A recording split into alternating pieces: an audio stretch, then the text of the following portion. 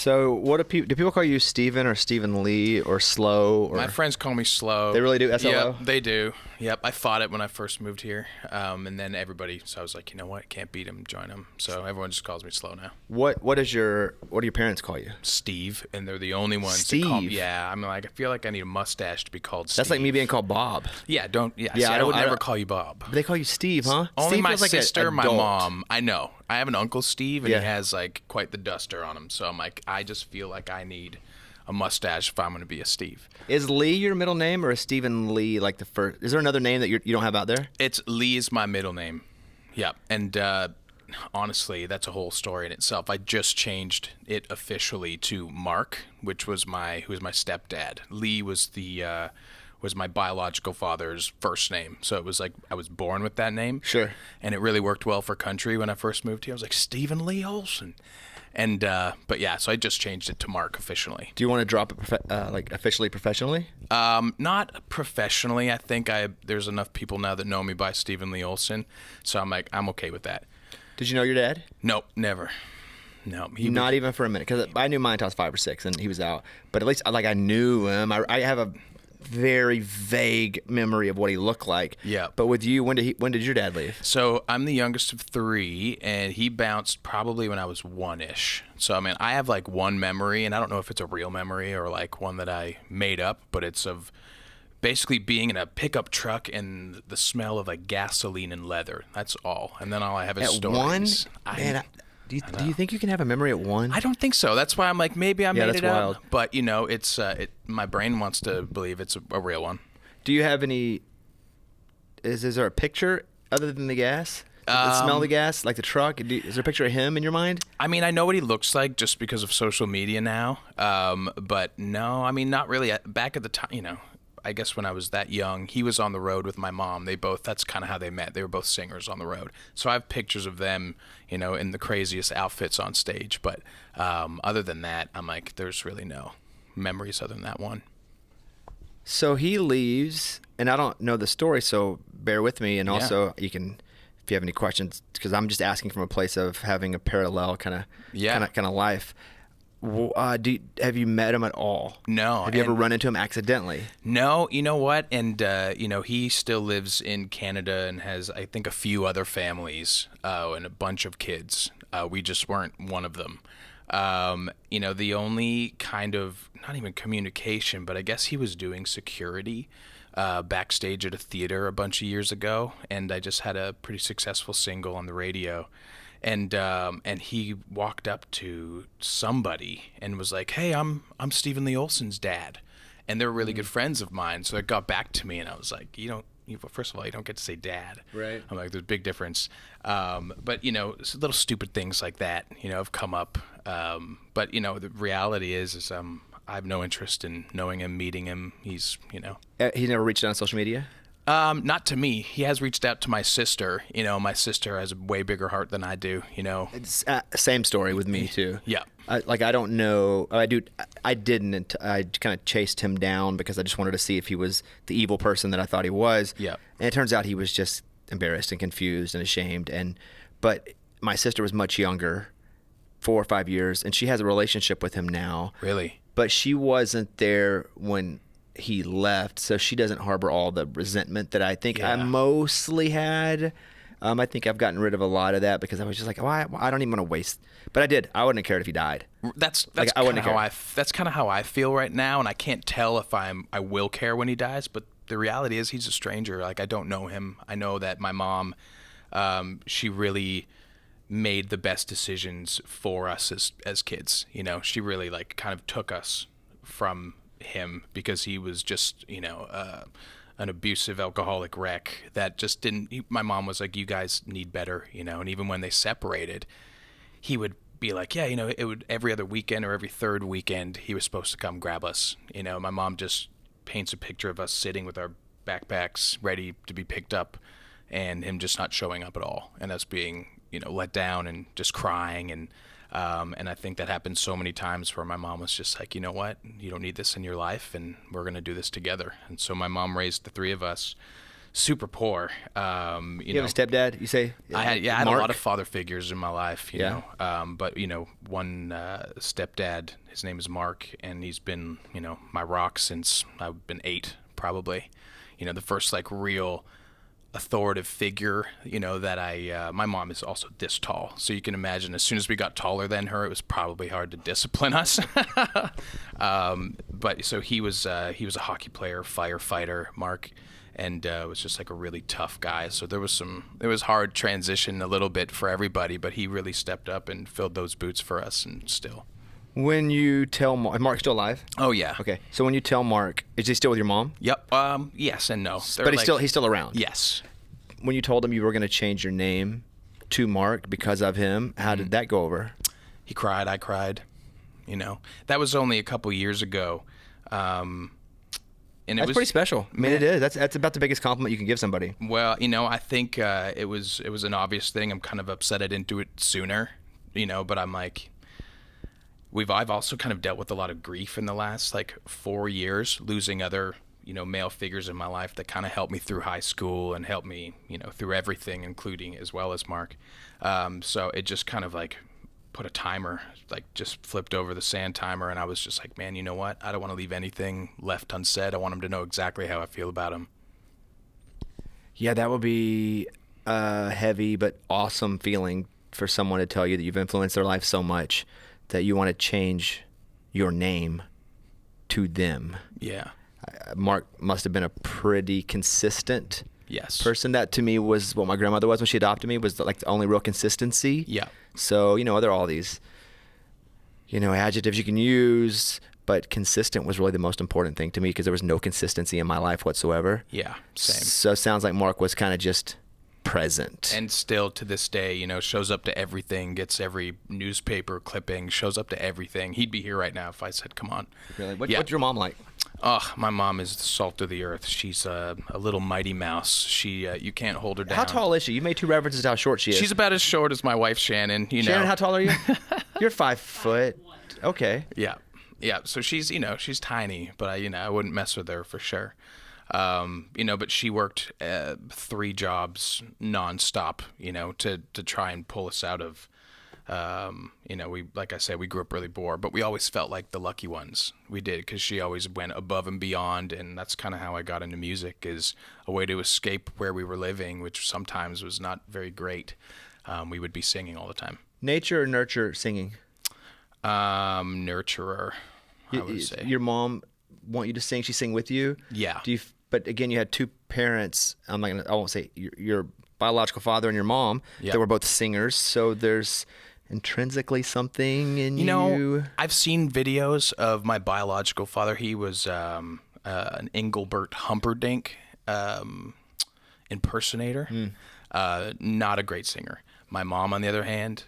Now, are you being biased because you don't like him? Nope. If you heard him, we would both laugh, and it's okay to say that because he's a complete stranger to me. But I can tell you for sure that my mom's voice, to this day, is still one of my favorite voices. She would never sing in front of us now. She'd be like, "You guys are so far ahead of me," but she is an incredible vocalist, And she was a performer when she was younger? Yeah. So how did that work at what point did she go, I'm not going to be a performer anymore? As soon as she had us kids, essentially, and she realized that she had to pay the bills and really gave up her dream to do that for us. I was born in Scarborough, Ontario, which is kind of a rough part of Toronto.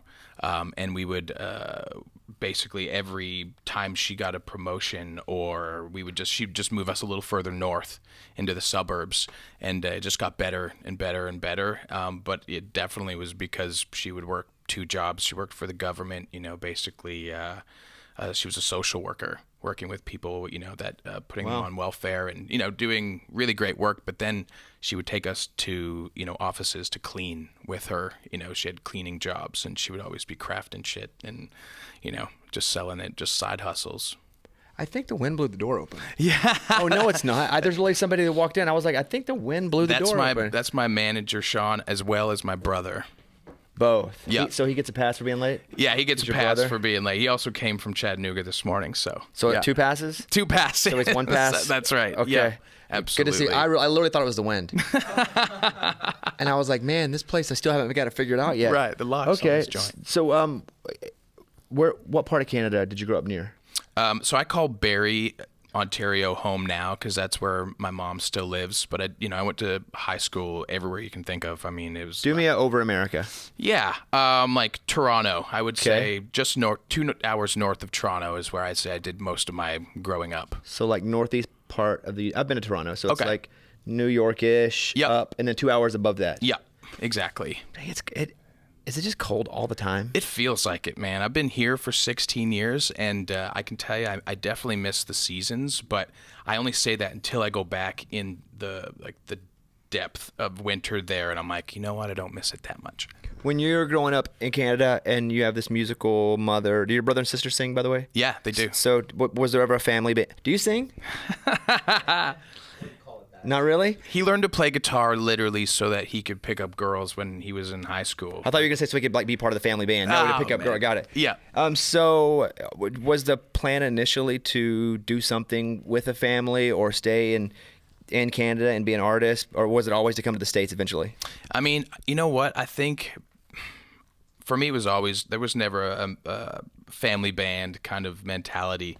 I always knew I wanted to do something with music, and Nashville was the place I knew I needed to go, and I had a champion, my first real champion that made me believe in myself and knew the roadmap and knew where I needed to be, and literally bought me my first guitar. My first real guitar, helped me make demos and all. Who was that champion? This guy's name is Steve Lawrence. We called him Big Steve. I was working at a car dealership. I was like the detailer at an Audi dealership. In Canada? In Canada, yep. And honey, you can plug your ears if you want, but I brought my guitar to work one day because there was this receptionist named Burgundy, and she found out that I sang and said, you should bring your guitar to work tomorrow. So I did. And I started singing her songs in the parking lot, and he was like the head used car salesman at this place and heard me. And I didn't think anything of it, and halfway through the day I heard my name get called on the PA, and I thought I was getting fired for it. And it was him. He was like, hey, what are you doing? He was a musician himself that I don't think had a believer or a champion, so his kind of dreams got capped, and he went into corporate America. So he was really he wanted to do this out of the goodness of his heart and wanted to help me. He saw something in me that I didn't even see yet. And yeah, he drove me to Nashville for the first time.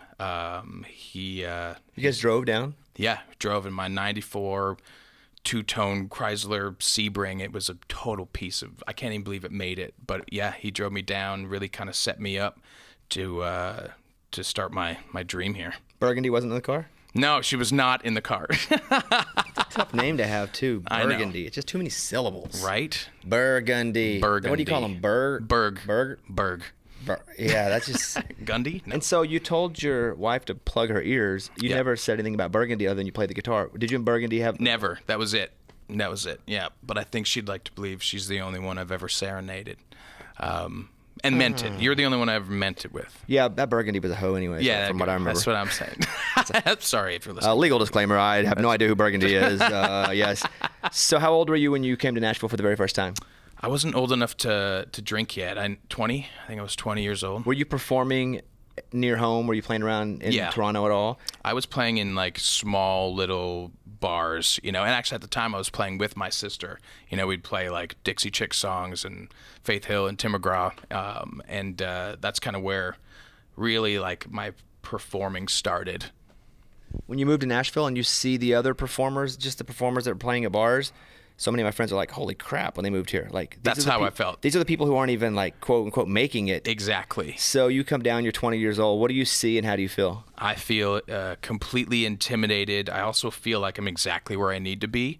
I definitely can't see myself competing at this point, but I was extremely happy to be there. I always say I was like, I didn't know that I couldn't do it yet. I was like that blind kind of fearless, young, gonna live forever kind of mentality. But I definitely remember, seeing a lot of artists and going, man, I'm like, I am not even like 10% as good as them, and I can't see how I will be. But I just kept showing up. When did you move down? 2007. How many years from the first time you came down till you moved down? I think it was a month and a half. First time I came quick. here. Yeah, it was really quick. So you just knew? I did know, and I also had Steve Lawrence being like, hey, we're doing this. This is where you need to be. He didn't move with me.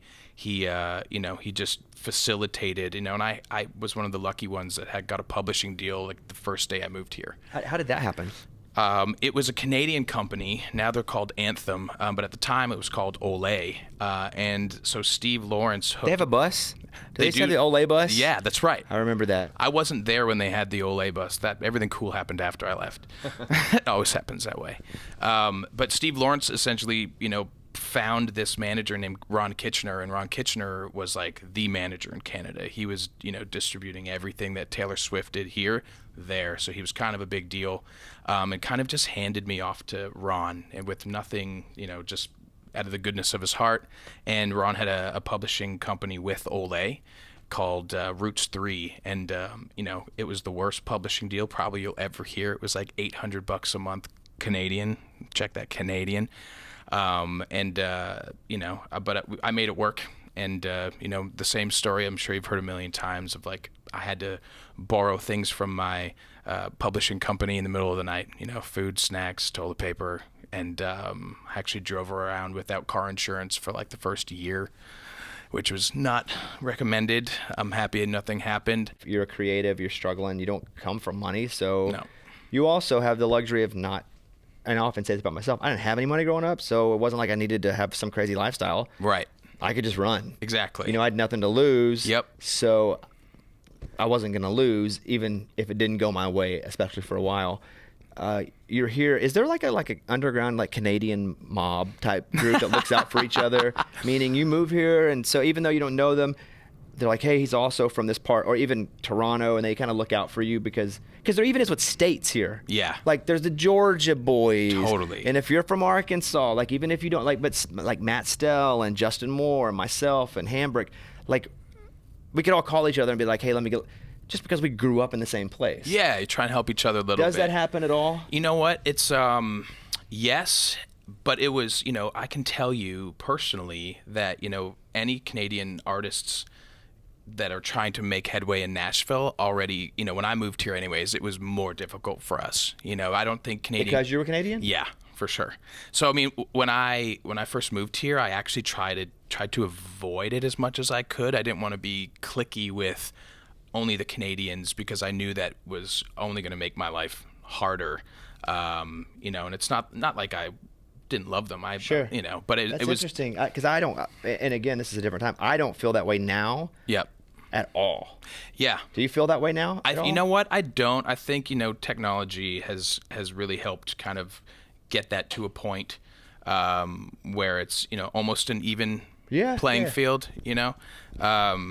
but I can, what I did is I found the best writers I knew that I was a fan of, and that was like Gordy Sampson. He was the Canadian that was like, he wrote Jesus Take the Wheel, and it was just crushing. It had a bunch of Keith songs as well. And Hillary Lindsay, she was one that I looked up to. Brett James. These were all people that I was like, man, if I can just write with the people that they're writing with, maybe we write something good. They're like, hey, let's pull you in with Gordy, pull you in with Hillary, pull you in with Brett. And that was kind of my strategy. That's how I met, Eric Pasley for the first time in Gordy's shack. We would all just be back there playing songs, and he was amazing, and I absolutely sucked. And, they'd be passing around the guitar and following Eric at the time. It was like, good God. I'm like, you are everything, and I'm nothing. But it was for me, that was kind of my strategy, was just to find the people that I respected the most as songwriters, because that's what I knew I had to do first. I was like, if I can write songs to tell my story the way that only I can, I'm like, I think I'll have a shot at the artist side. And that's kind of how I, developed as a writer. First cut you ever got?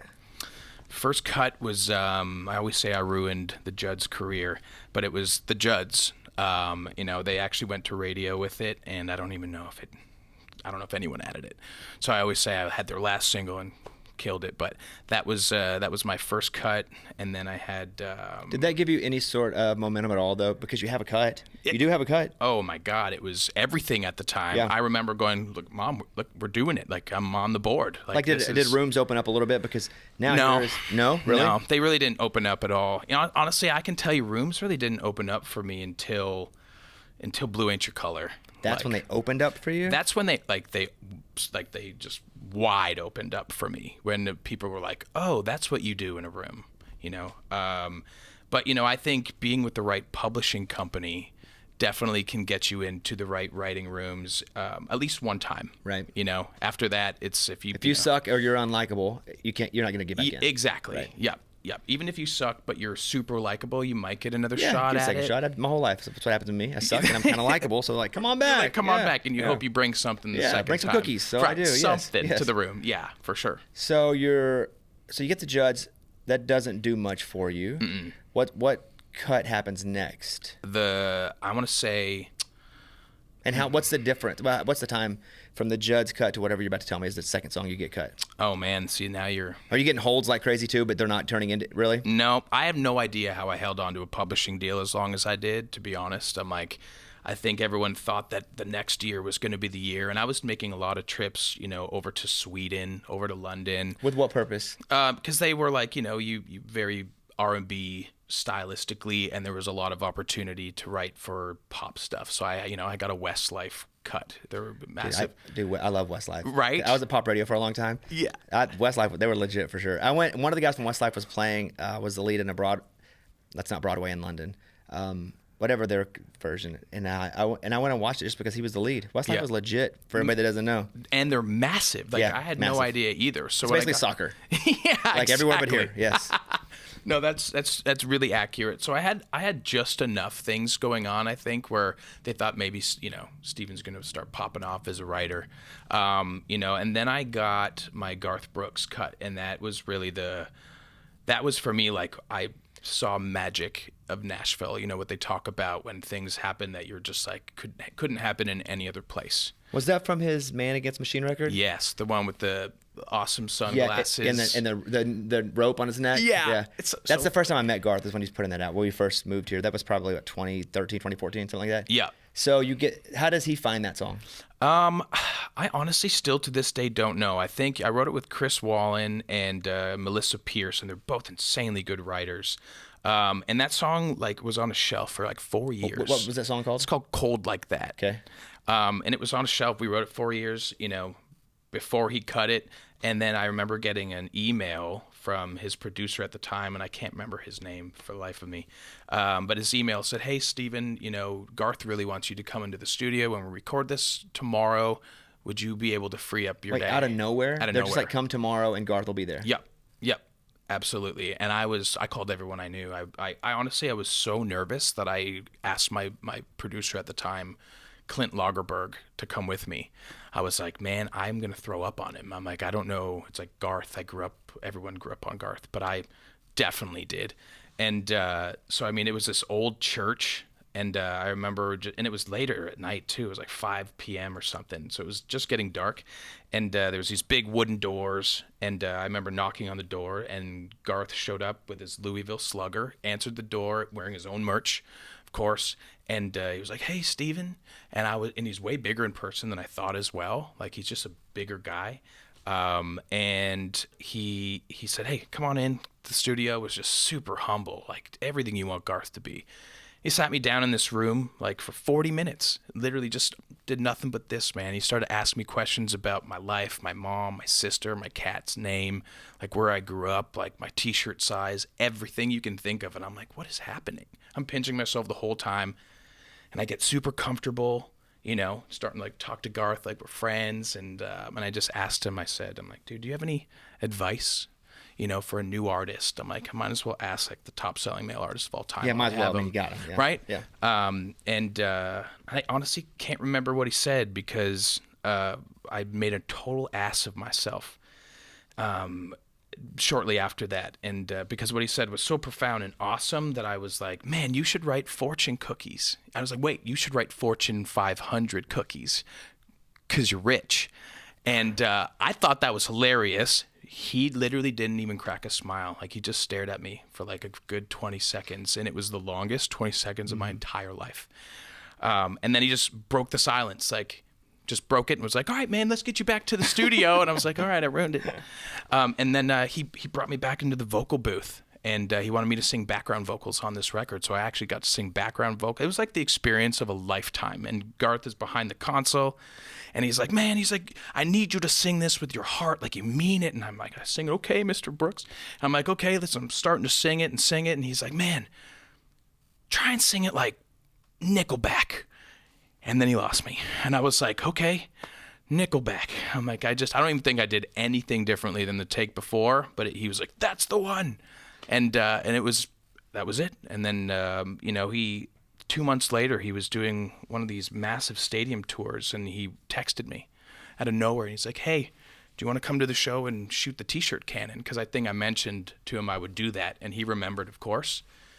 And I showed up to the show, and sure enough, he greeted me at the door and sat down with me in the room, like with nothing but chairs for like 30 minutes, and told me every single thing that I told him that day. Cat's name, T-shirt size, where I grew up, all my best friends. Like, he Garthed me. Like, you hear stories about him just being the best that's ever done it, and I was like, that's part of why you're a legend. So when you write a song for Garth in that project, I remember when it was happening, everybody was excited Garth was back, right? Because he had been gone for so long. Yeah. What did that do for you as a songwriter, just to be attached to Garth? Anything still? No, it did. That one actually did. I think, and also, if I'm correct, I was also signed to Columbia. I just got my record deal at Columbia at that time as well. So they love to capitalize on Garth, of course. And so that was pretty cool. We got to go to a lot of parties, and, I was going on a radio tour across the country, which I did. And, that was one of the songs we played as well. We're like, oh, and he also got a song on Garth Brooks' new record, which I think helped move the needle, because not a lot of people besides like me and Lee Brice could say that at the time. So, I mean, I think that definitely at least gave me some street cred, if nothing else, during that radio tour. Yeah. So you're writing for others, or just writing, and you're also pursuing a solo career at the same time. Yeah. How do you juggle those priorities? Because it's hard to do them both full. It's impossible, especially in this town. Like, I feel like this town wants you to be one thing.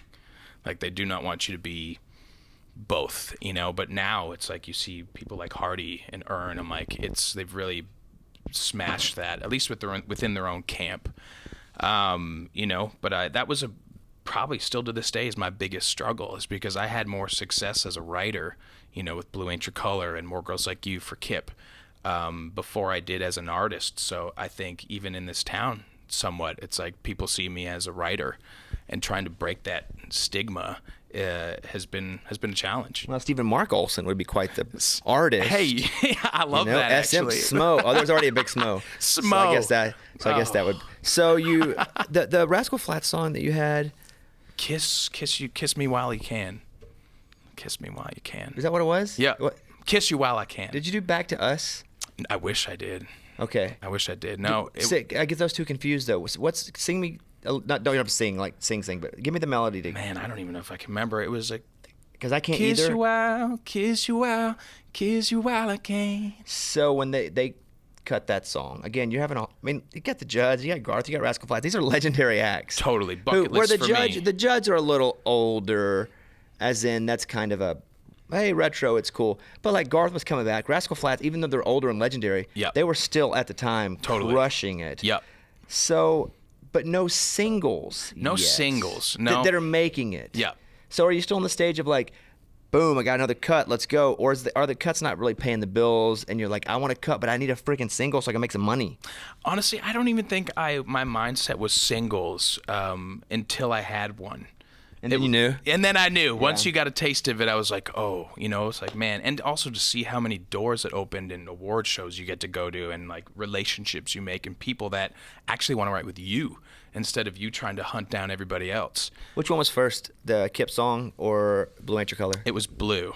Yeah. Boy, that thing was a cannon. Boom. And the big, and that was my first single that I really had hit the charts. And I also moved to town because of Keith. He was the first artist. I mean, they used to call me Stephen Lee Urban, back at home, all my friends would laugh because I literally dyed my hair. There's horrible photos online if you care to look or not. But he was like the artist that kind of made me think maybe I could do this as an artist, because I'm like, he definitely wasn't your stereotypical hat act that was wearing cowboy boots and was singing. You know, his voice was a little more progressive too. Between Rascal Flatts and Keith, I was like, Keith was definitely the one that helped me make the move. And also what I was kind of, stenciling, if it's the right word, my music after. It was like the thing I latched onto before I could really had my own artistry. So I'm like, for that to be my first real cut was, I thought I was dreaming. Like it was, I remember even getting the call, and that cut happened from the absolute worst time in my entire life. Like I just had lost my deal at Columbia after making a full record. They fired Gary Overton, or he stepped down, depends on who you ask. I was like, wow, it took me 6 years to get this record deal. I just made this record with Clint Lagerberg. Blue Ain't Your Color was my next single, and they canned everybody, like everybody that Catino and, Taylor Lindsay and Gary Overton signed. So I was completely defeated and had no idea what I was going to do. I was just like, this is not how the story is supposed to go. And I did all the bullshit you have to do to get a record deal, including drink a ton at Red Door and show up to cottages. I went hunting, and I'm not a hunter. I shot birds I still feel guilty about. And, I did all the things that, I saw everybody else doing. I was writing, I believe great songs, and I was just starting to really figure out like who I was going to be as an artist. And then the ball got dropped on me. And it was the lowest point I think I'd ever been in that moment. It was like the first real loss that I'd had in Nashville. Did your record ever get put out, that first one? No. The version of Blue Ain't Your Color that you recorded, did Keith hear that, or did he hear like a demo before you even recorded your version? Keith heard my record version. He heard what we had recorded. Did they just start shopping those songs as soon as it? Like, how does that work? Well, you know what? That was a song that was. Blue Ain't Your Color was the only one that I was like, no one else can cut this. This one has to be mine. I knew it was special. And at the time I was signed with to Brett James's publishing company, Cornman, and Nate Lowry, which he helped totally change my world. He called me one day and was like, hey, I know you said no one can cut it. He just said, but I know Keith is looking. Can I just pitch this to Keith and Keith only? And I said no. And then I called him back 20 minutes later, and I was like, what's the worst that can happen? He's probably not going to cut it anyways. I'm like, I'm sitting here with no trajectory of anything. So he pitches it to him, and I get a call the next day, and he's like, Keith absolutely loved it. He wants to hold this. So I was like... Both good and bad? Yeah, well, it was all good for me at that point. I thought I was going to have to pack up and go home. I thought I was like, this is it for me. Once you have that label on your head of dropped, and for whatever reason it is in this town, you're just, you're not the new shiny penny, and dropped is dropped. No one sees you in any other light unless you've had, a certain amount of success. And Raised by a Good Time, the song I did put out with Columbia, was crushing it. It was actually doing way better than anything else that any new artist was doing at the time. But none of that mattered. And I remember getting the call that Keith was actually going to cut it. And then I found out that Dan Huff was going to produce it on him. And Dan, I'm like I said, I grew up on that Golden Road record. So it was like, wow, this is from the worst possible place I've ever been in my life, is setting itself up possibly to be the most cool. I'm like, it's Keith. I'm like, it was just a dream. I never even thought I was going to meet him, let alone have his biggest song he's ever had. So and he called me to the studio too. He texted me, got my number from somewhere, and that's who he is. He said, hey, want to come and hang out at the studio and record this song? And I said, absolutely. So I got to go there and meet Dan Huff, and I was so nervous. I didn't even say anything. I just sat back and was like, don't say anything stupid. No fortune cookie jokes. No exactly. Fortune cookie That's jokes. what I was yes. thinking. I was like, man, Garth is, he's the GOAT, but, Keith to me is like the ultimate GOAT. It was an amazing experience. And then, from all that, I got to bring my mom to the Grammys. And it's... Did he modify the song a bunch? He did. Keith, and I know Keith pretty well, and he has I've been over to his house a bunch in his studio too, where he's like, check this out. And it's just, he's got 11 things happening at the same time. And it's crazy for whatever version of ADD that I have. But he changes a lot, or he moves or pivots from things quickly. Yeah. You know, that's part of his creative genius, is able to do that. How was the version that we all heard different from your version? You know what? I think honestly, the first time I heard his version of it, my heart sunk a little bit, just because it was, you call it demoitis in this town. I'm like, but I was so used to it was slower, my version. It had a little more swing in the pocket. It was more R&B, to be honest. And Keith and Dan, they sped it up. They made it exactly what it should have been for him, and, you know, made it fit his sound.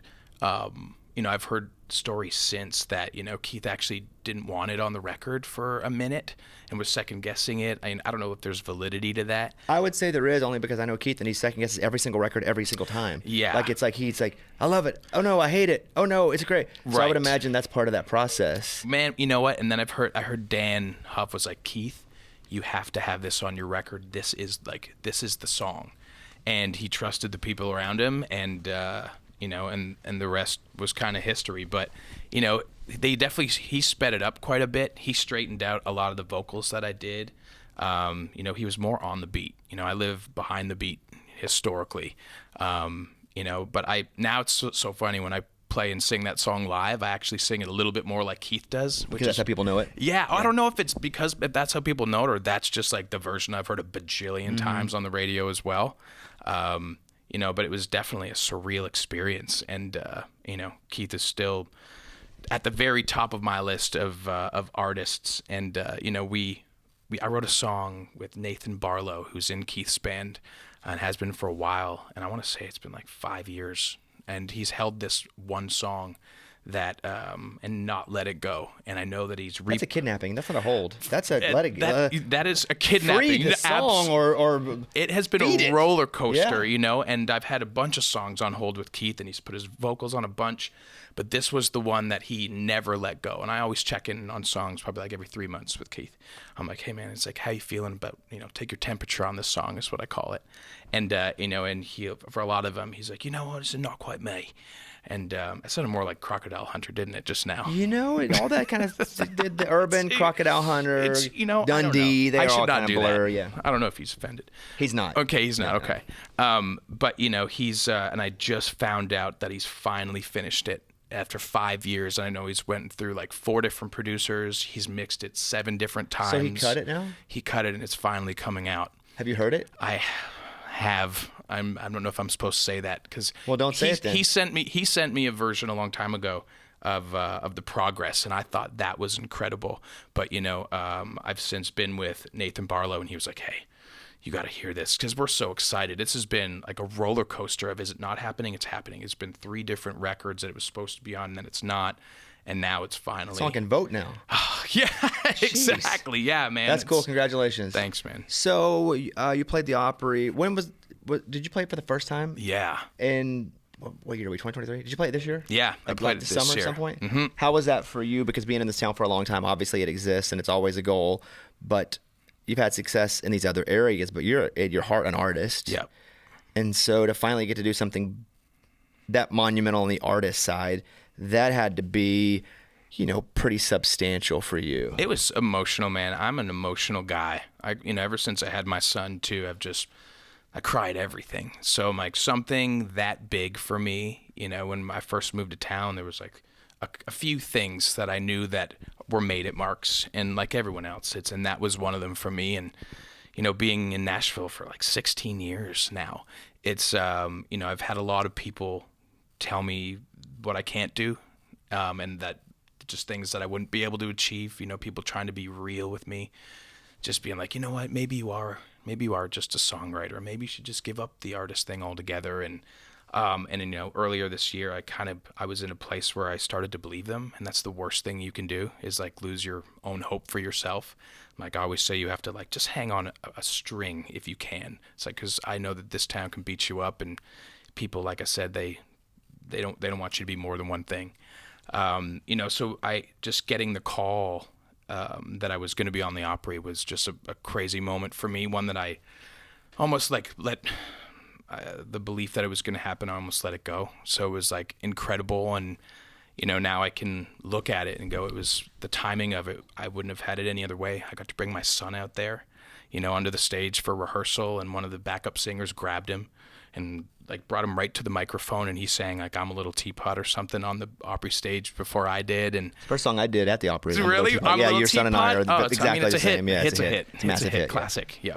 Yep. But that was, I have that memory forever. And it was a surreal moment. It happened all so fast, and you only get to sing a few songs. But yeah, it's quick. It's super quick. To me, it was blurry the first time. Second time, I loved even more than the first because it wasn't so blurry. You were more prepared, ready, and like, now's my time. I saw faces the second time. Yeah. The first time I didn't see anybody's face. I was just like, oh my God, don't screw this up. That's where I was at. There were people, they brought cake, you had a sign. It just was so much more about the pageantry. Yeah. That I felt like I couldn't really appreciate the substance. Yeah. And the second time was freaking awesome. Second time was for you being like, okay, yes. I showed up. How did your first performance go? Oh, man, I got a standing O. You did? I did, which That's made awesome. me, get me emotional right now. Don't make me cry. But yeah, it was. What'd you play? I played "Blue Ain't Your Color," of course, and I played a song called "Out of Yours," which was my single. I think that was the peak of the single, actually, is when we shifted a few next days over to something else. But it was just like a nice way to cap off that song at the Opry. Why do you think they gave you a standing ovation? I don't think I sang the greatest, to be honest. Like you said, I was all in my own head, and then my emotions were kind of taking over, like my voice. I haven't even watched it back because I don't think I can. But I think they saw what it meant to me. I think when I got a good opportunity to talk to them in between songs, and setting up "Blue Ain't Your Color," I kind of let them know how long I'd been in town and what my dreams were, and how this was always one of the biggest things on my bucket list. And I don't know why. I can't tell you why. I'm sure as hell happy they did, though, because it made me feel like what I always hoped it would be matched actually what happened. Can you remember it? Pieces of it. I remember the things like, basically I remember my recap video that we had made, which is crazy. I remember how big the set is when I walked out for the first time. Do you remember them standing up and you being like, okay, I need to sit here and take it? Or because we can also walk off. Right. If you're like, because if they're like doing a half standing go, just get the crap off stage. Right. Because if you're going to wait for them and they don't ever stand up, then I'm embarrassed. Exactly. So, it's like you milked it. Yeah. So, and I'm also waving my hands like, come on, everybody, stand up, stand up. Yeah, come on. Do you remember that moment when people started to stand up? I do. And you had to make that decision, do I stay or do I walk off? Honestly, I feel like a lot of people stood up at the same time. And that was when I lost it. I was just like, what is life? Made a lot of shitty moments in this town make a lot of sense. Reminded me to just keep going, no matter what. It's like, because most of my setbacks have actually been setups, and you don't know that until you've kind of gone through that to know I'm like, even here, like this year was a really difficult year for me, and it ended up being one of the best years of my entire life. And, if you give up, you'll never know what's on the other side of it. And there's just no give up in me. Your TikTok, Happy Heavenly, was doing big numbers. Yep. Why do you think that song has resonated? Is the story? Is it the performance? Because it's I'd say it's a viral song. Viral is so hard to define even now because everything does nothing and a bunch at the same time. But I feel like that's been a really big one for you online. It's so funny. I actually only posted like 2 or 3 videos of that 30-second clips of the demo, just because I wanted to see. I was in a place where my management was just like really pushing me hard on TikTok, and that was kind of the infrastructure they had at the time. Was just like TikTok, 5 videos a day, 5, and that's kind of ended up really burning me out. But that was a blessing through that, as I threw that song up, and I wrote that song because I lost somebody, like one of my. I don't even want to, maybe not call him a father figure, but this man, his name is Ian, and he dated my mom back in high school when she went to high school, and they stayed friends ever since. And, when I was coming up, in like 7th and 8th grade, I had zero confidence. I didn't know how to talk to girls. I didn't know how to be cool. I didn't know what, any good taste in music was. And he kind of really took me under his wing, taught me how to roll joints the first time. I didn't let me smoke for a long time, but, taught me how to be cool and how to talk to women and how to stand out in a room.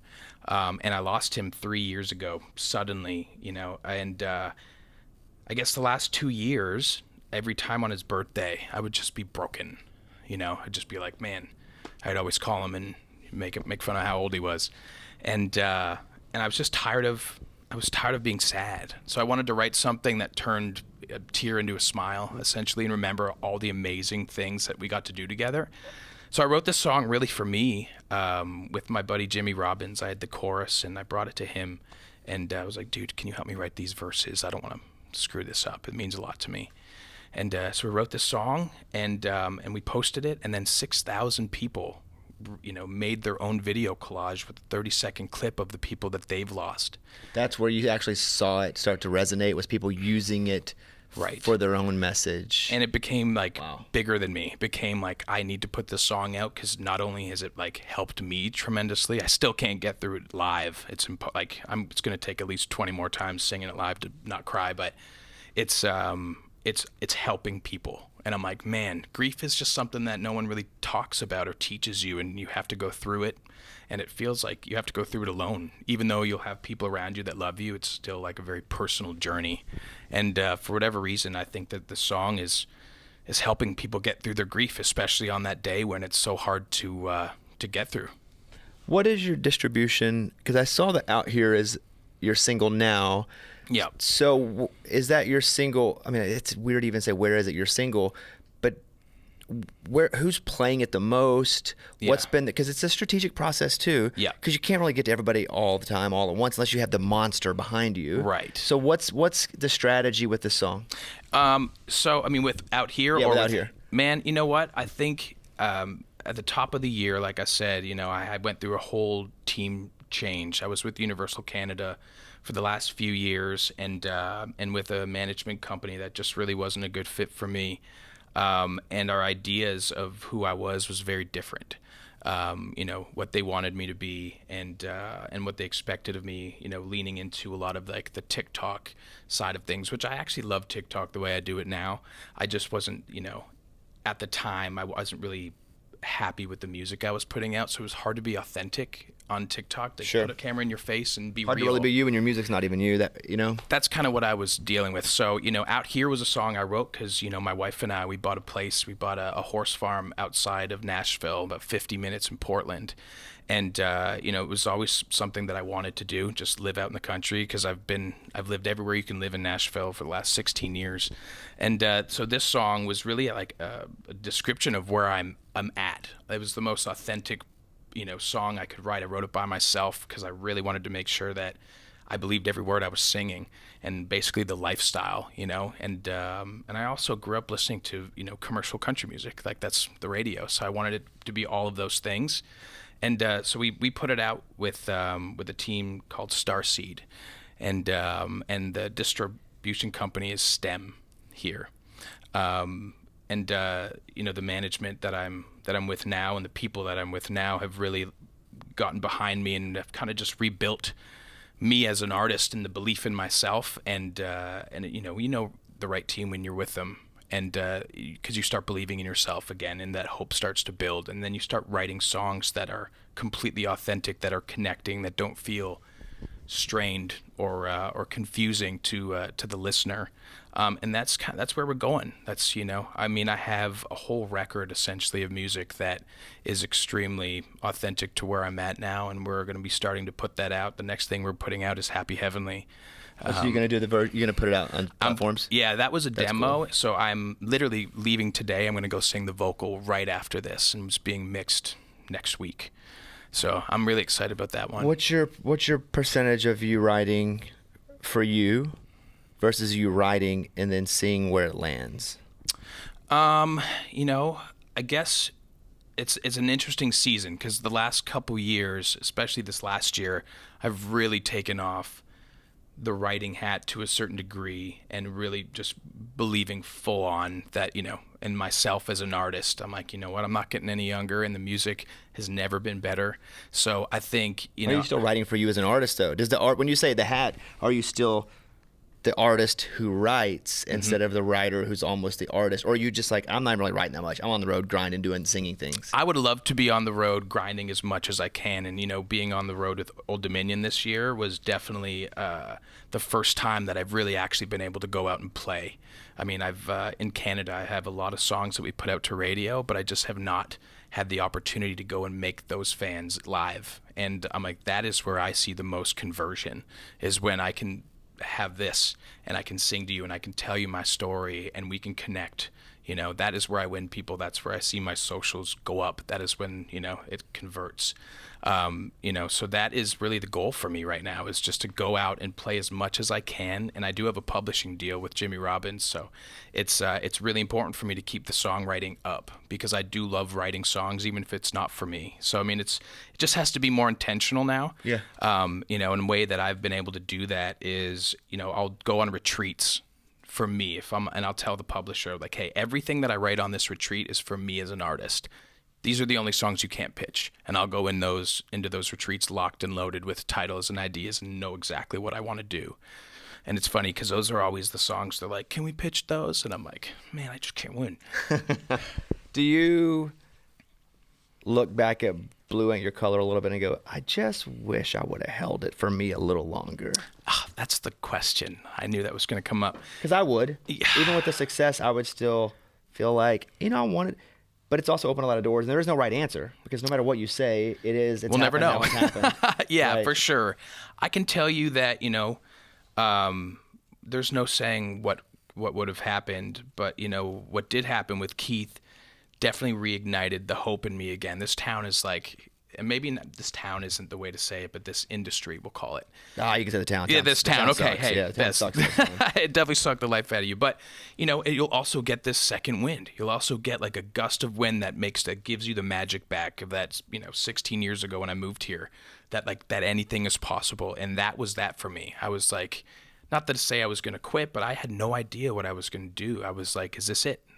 We've all seen so many artists come and lose their deal and then they're gone and you never hear of them again. Or some of them, become songwriters. And I think that song just gave me the hope, and it put me in front of a lot of people when I needed to be put in front of a lot of people, whether it was award shows, or that song won NSAI Song of the Year, which I had no idea how much that actually meant until Hillary said, hey, like, Steven, like this is the one in town, that the big one, this one's voted on.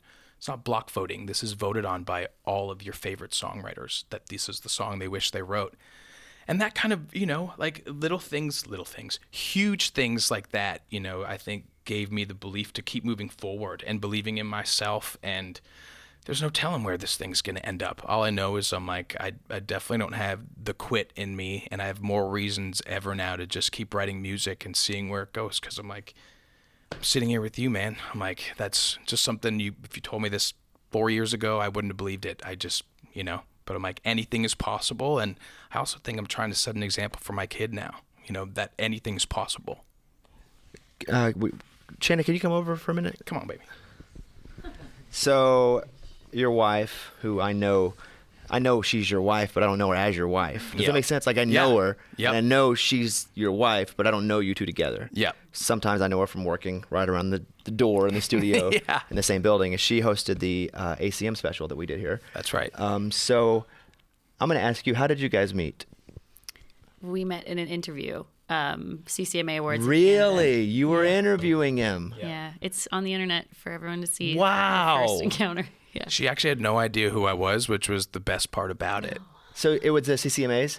Yeah, in 2018 in Hamilton, which we just actually came back from CCMAs. See, this is what I needed here. I need to know about this. The tea, here we go. So you're interviewing him, and you're like, okay, you got a song. Okay, you're a good singer. Where was that click and who followed up? It was instant, because he was my last interview of the day. I did like 32 interviews that day, and the Sony rep was like, hey, we have Stephen Lee Olsen, and I was like, sure. You're fried at this point, too. Yeah, my brain was done. And I just looked at my producer and was like, who is he? Give me Cole's notes. And he was like, Blue Ain't Your Color, Raised by a Good Time. And I'm like, oh, okay.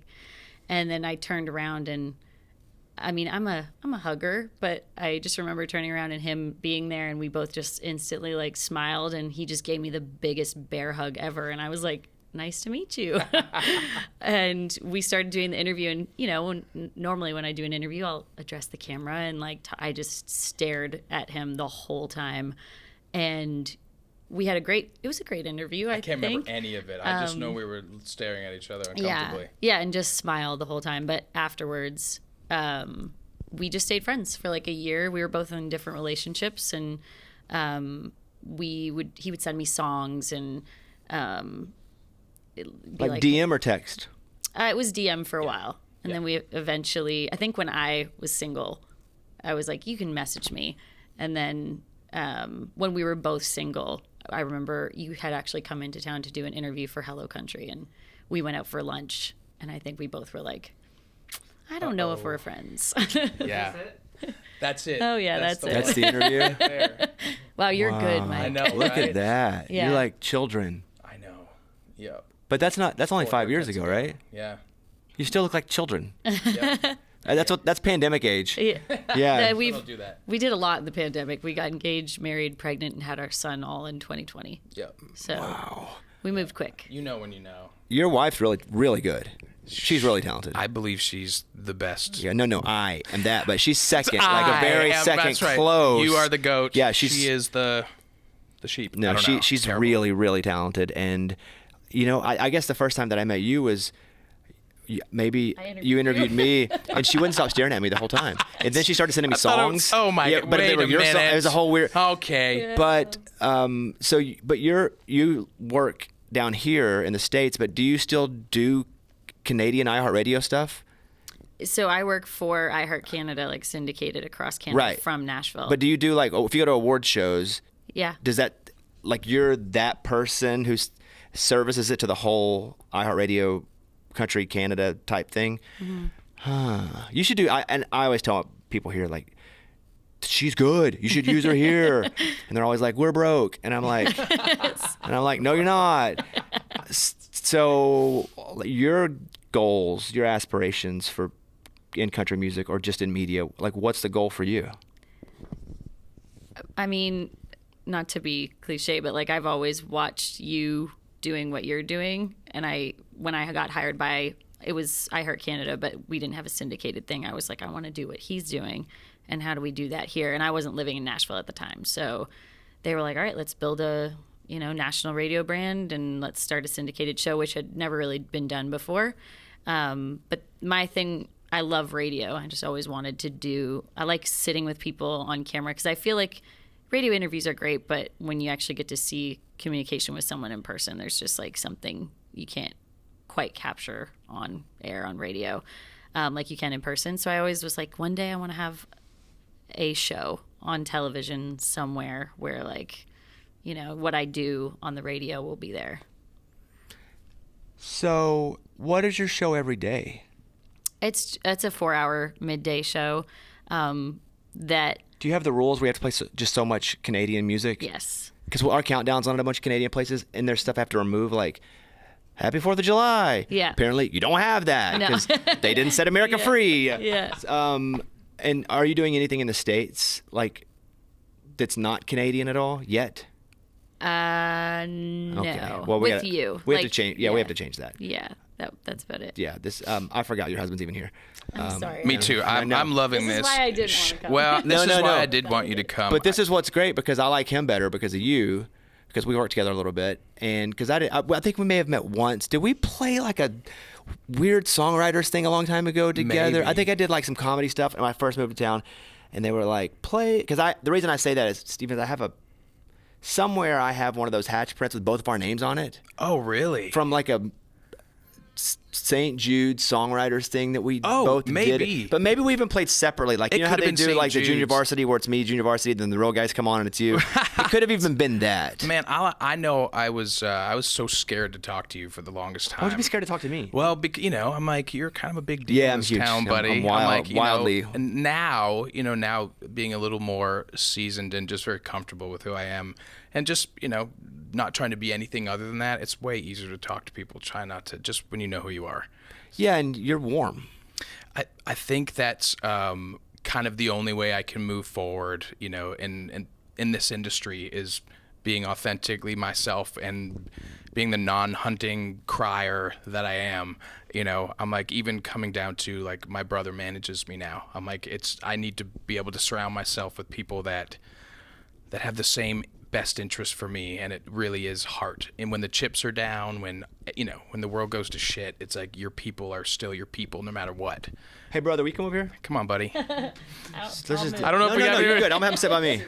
No, sit by me right here. It's right here. Got the whole friggin' family down here. I know, That's right? what I like. This is the Olsen family band you're talking about. My mom's gonna be so bummed she didn't come to this. So, older or younger? Older. I can't tell. There are huge lights everywhere, so I can't really see how young and radiant your skin is, or not. Either way, so I don't know. And what was he like as a little brother? You know, I think it's a typical little brother. Like, we loved each other. We had a really great childhood, but we'd had our spats. I mean, he still can't take me, for sure. Can or can't? Can't. Oh, I bet on him 10 out of 10 for sure. That's what he 10 out of thought 10. a bunch of times. That's growing true. up. Hey, I'll give it to No, him. but no, I mean, we were always close. And, you know, I went corporate America route. Actually, I worked in 1010 Publishing and Grand and Gee Building on Music Row. So you stayed in music too? 2009, I was working, and I couldn't get my visa. So I ended up moving back to Canada, and I ended up getting sucked into corporate world. And I kind of just watched his career from the sideline since 2012. Do you guys call corporate Canada corporate America? Yes. you know what? I know twice. That's a good point. Even You know, like they went into corporate America, and I was like, "You ain't in America, buddy." corporate North America. Yeah. So you're here now, and what is your goal for your brother at this point? My goal is to help him achieve his goals, whatever that is. You know, I'm in a position in my life where I was able to do things out of love instead of money. And, you know, I don't love anything more than Steven, and I've watched his whole career, and to be a part of it. Are you saying you made a lot of money and you're rich now? No. I mean, if so, that's great. Your I am house too. is much Look at me. bigger. Your I mean, house is much bigger, same. Bobby. No, I wouldn't say that, but I'm in a position I mean, I still need some money, but I don't have to do things for money anymore. It's, Kinky. I was like, what were you doing, buddy? how deep do you want to go here? No, not that deep. So, your brother's managing you. Yeah. You know, and as important as he is as your brother, there's got to be a line. You know what? We actually get along insanely well. There's no one I respect more or love more. I'm like, we have the exact same interests, and the reality is there's nobody else that I think I could move forward in this industry with managing me, you know? Just I've been through every management you can think of, like the massive managers. I've been through smaller management, and then massive again, thinking that they were, you know, going to change my world completely. And all of them had this really common word that they used: family. It's like, we're a big family. You know what I mean? Like, we're here to the end, and you know, and they're the first people to jump when the chips are down. That's what I noticed, and I was just at a place where I was like, I don't think I can be broken, because I'm naive.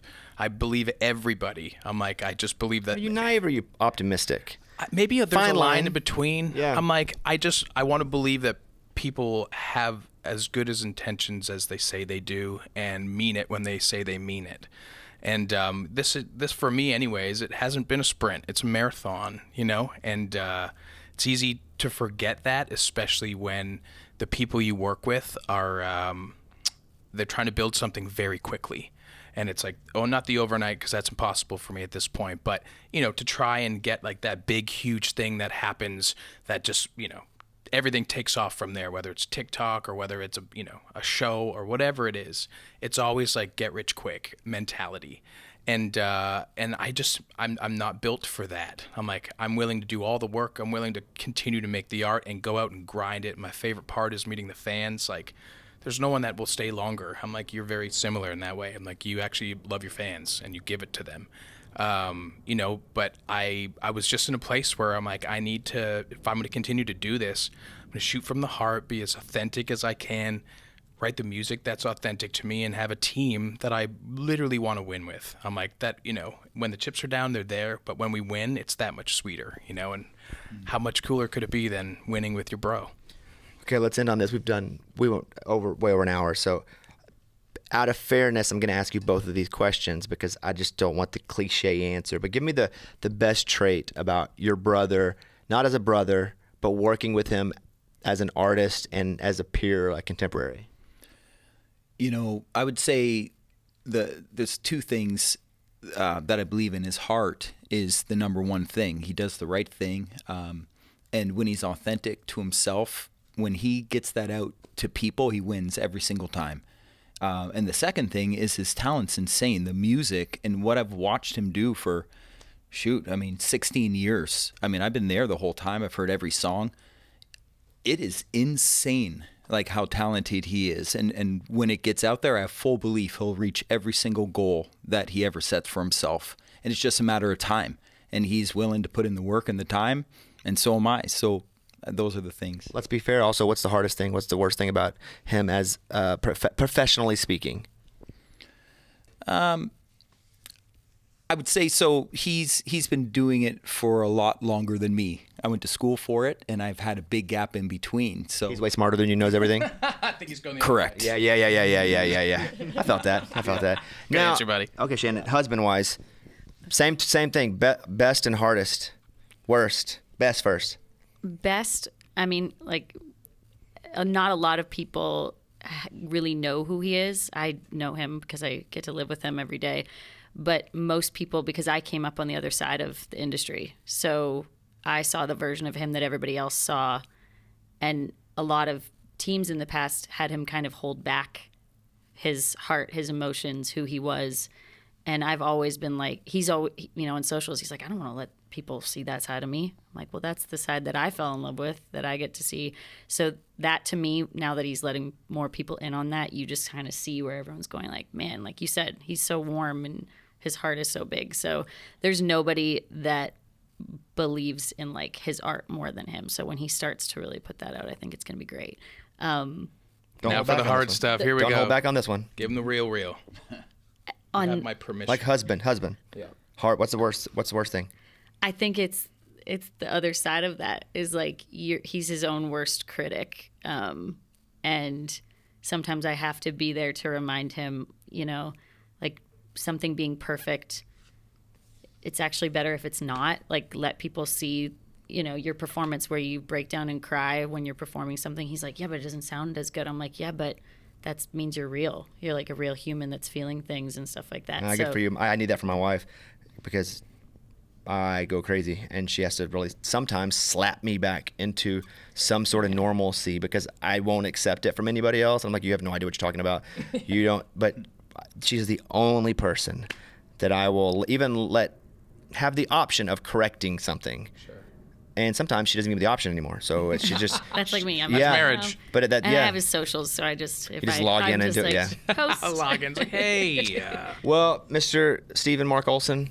I love that. On Instagram, you guys, Stephen Lee Olsen, TikTok. Your TikTok, again, it's been doing great. Like it really has. Yeah, congratulations for like making it like your piece of pizza. That's right. Yeah. Kind of not looking left or looking right. Yeah, it's really, and you can tell that too. So you guys follow my TikTok, Stephen Lee Olsen Music. Good luck. Thanks, I think brother. This is the earliest start of this season, which is super cool. I love that, man. Yeah. Thank you. And thanks to the family. We've never done the full Partridge family. Let's go. It's the first time ever, right, Mike? Then we got, We're going to need bigger couches. Mike's laying across all of us now. All right, see you guys.